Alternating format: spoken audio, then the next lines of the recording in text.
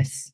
We are moving for the reissuance of subpoena ad testificandum for the following trial dates, August 17, 18, and 19, to the same witnesses as follows. One is Ms. Marivic Pareja, the House of Representatives Legislative Information Bureau Director. Second is Ms. Gina F. Acosta, the former Special Disbursing Officer of the OVP, or Office of the Vice President. The third is Edward Fajarda, the former Special Disbursing Officer of the Department of Education. We understand, Your Honor, that the Honorable Impeachment Court already noted the respective addresses. However, please note that the subpoena for Edward D. Fajarda must be addressed to the Office of the Vice President as well. Yes, Likewise, Your because Honor, he's already transferred to that office.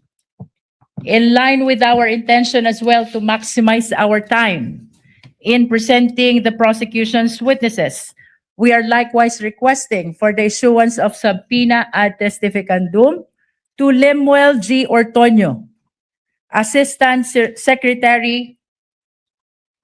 Chief of Staff of the Office of the Vice President, with the same address at OVP Office, Your Honor, in Mandaluyong City.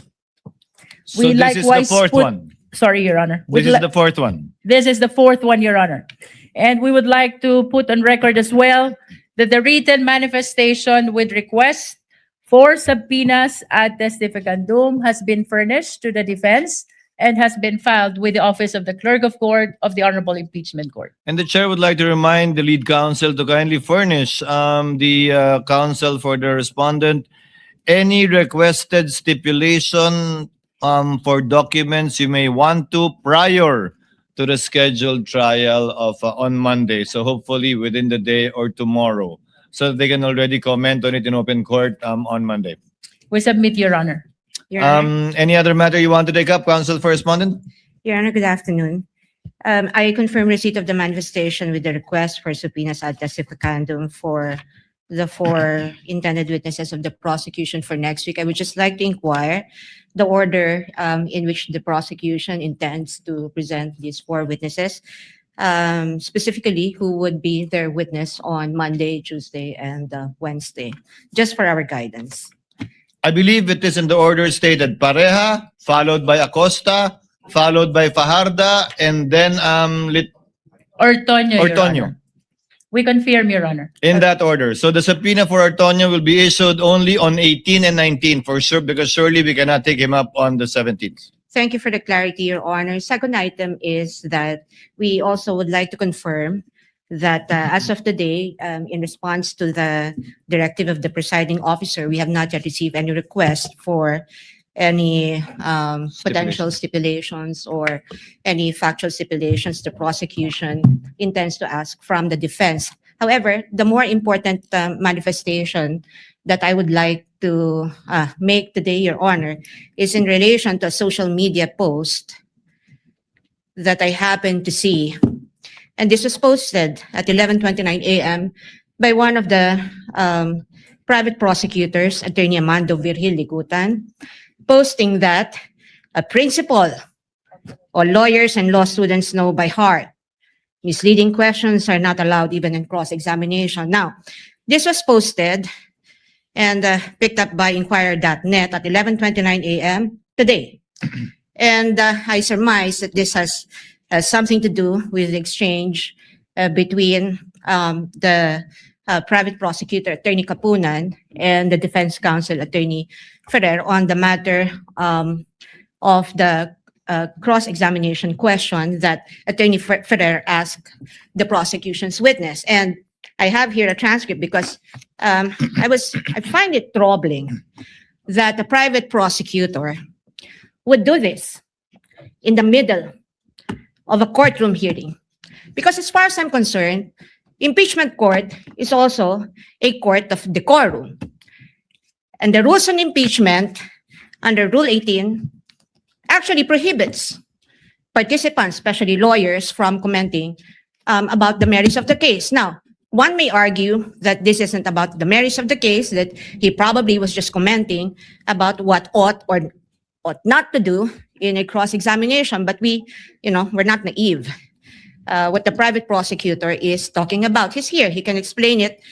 He can explain himself if the presiding officer so desires, but I really just find it in bad taste to do this at this time.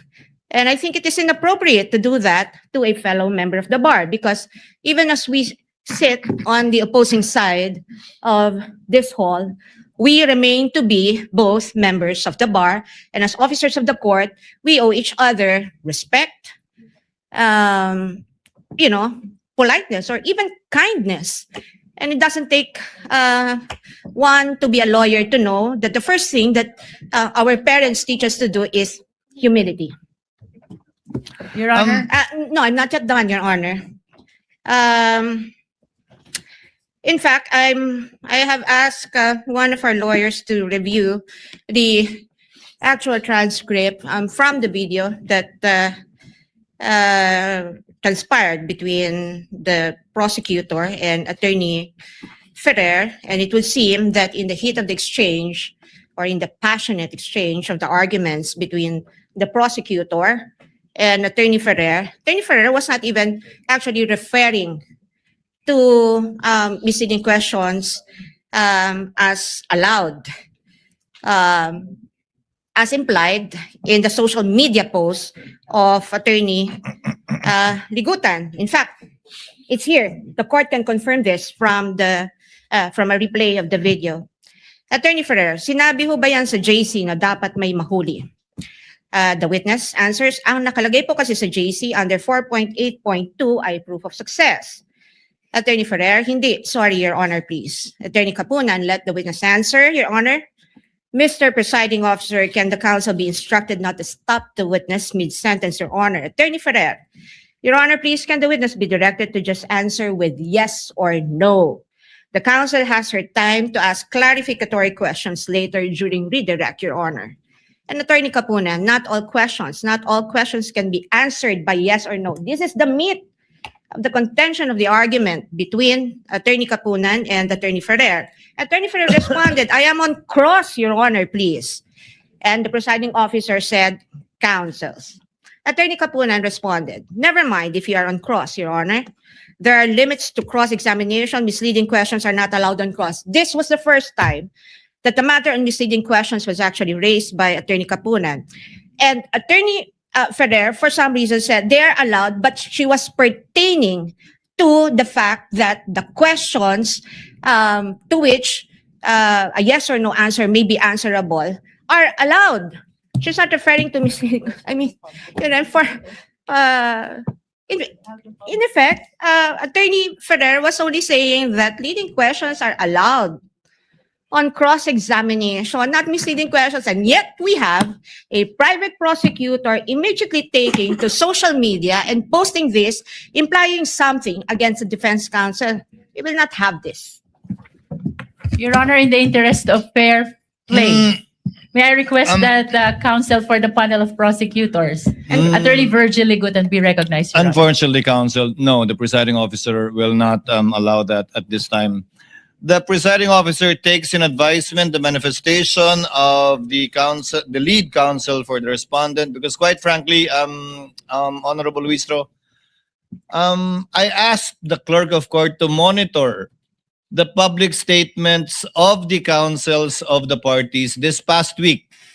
And one side has been crossing the line many times. And in fact, the presiding officer is already in the process of drafting a ruling and a warning and an order pertaining to this. Because clearly, I can even name all of you who have been commenting on social media in violation of Rule 18 of the impeachment rules. But I will do that on Monday, perhaps, after taking advisement, the manifestation of the counsel for respondent. It's not really so much being cordial or nice or kind, but it's a basic violation of Rule 18. I already talked to the parties 2 weeks ago, reminding you that you might want to consider appointing spokespersons who are not part of the panel of prosecutors nor a private prosecutor, but you insist on maintaining that. So after 2 weeks, the court is constrained to make a decision and ruling on that. But we will do that on Monday with the permission of both counsels. Then we will hear you, counsel, and we will hear Attorney Ligutan prior to the court's ruling on the matter. But be advised that again, we have it all on tape. We have been monitoring everything. We may not enumerate it one by one, but we will make the corresponding ruling on Monday. Thank you for bringing that up, counsel.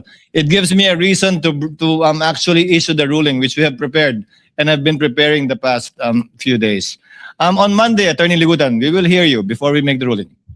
Thank you.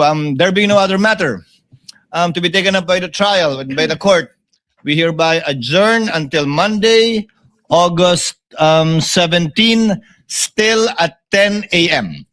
Thank you, Your Honor.